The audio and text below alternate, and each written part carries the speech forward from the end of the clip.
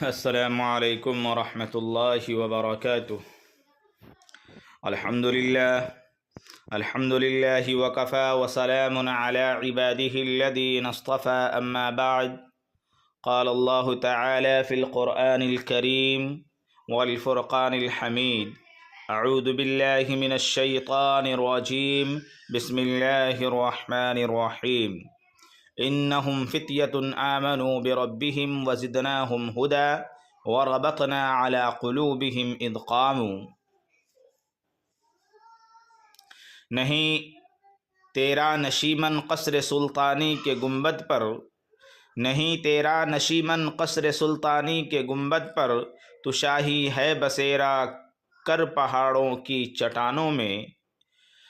جناب صدر، سامعین کرام، حاضرین جلسہ، آج کی اس مبارک محفل اور بابرکت مجلس میں چاہتا ہوں کہ کچھ اپنے نوجوان ساتھیوں کے خون کو گرماؤں، ان کے جوش ولولے کو مہمیز لگاؤں اور انہیں اس وقت کے پرخطر حالات سے آگاہ کر کے اپنا فریضہ ادا کرنے کی کوشش کروں، جن کے بارے میں اقبال مرحوم نے ایک حقیقت اور اپنے درد و کرب کا اظہار اس پیغام کے ساتھ کیا تھا۔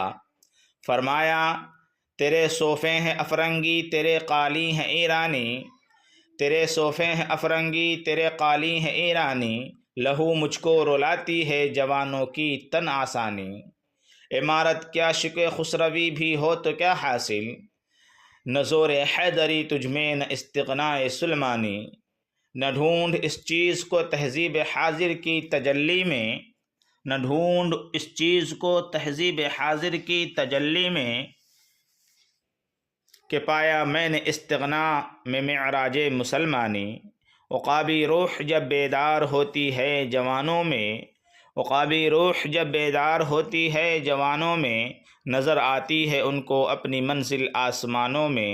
نہیں تیرا نشیمن قصر سلطانی کے گنبد پر، تو شاہی ہے بسیرا کر پہاڑوں کی چٹانوں میں۔ حضرات، یہ ایک ناقابل تردید حقیقت ہے کہ آج حالات اتنے پرخطر ہیں کہ کبھی تاریخ میں اس قسم کے حالات سننے میں نہیں آئے۔ یہ مغربی تہذیب، یہ تمدن کی دل فریبیاں، یہ خود غرضی و خود فراموشی، یہ رقابت و حوصناکی، یہ فطرت کی طاقتوں کو عریاں کرنے والا فکر گستاخ، یہ ترقیات کے پردے میں تنزل و انحطاط اس سے قبل دیکھنے میں نہیں آیا۔ اور پھر یہ قوم و ملت اپنا بہترین اثاثہ اور اپنی سیادت و قیادت کے پاکیزہ اصول رکھنے کے باوجود دوسروں کی دست نگر بنی ہوئی ہے، اور اس امت کے افراد اپنی تہذیب، اپنے کلچر و ثقافت سے آشنا ہی نہیں۔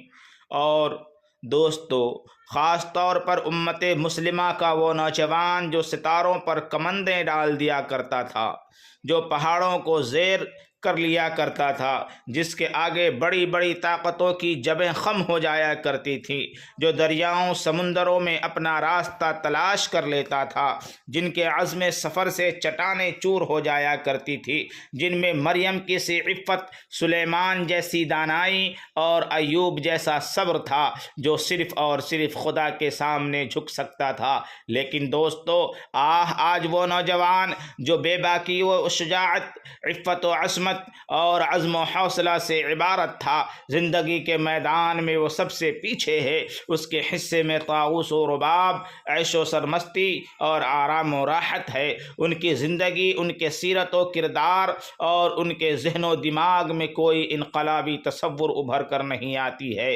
جبکہ یہ ایک حقیقت ہے کہ نوجوان انقلاب کا پیش خیمہ ہوتے ہیں۔ مستقبل کی تعمیر میں ان کے افکار و عزائم کو بڑا دخل ہوتا ہے۔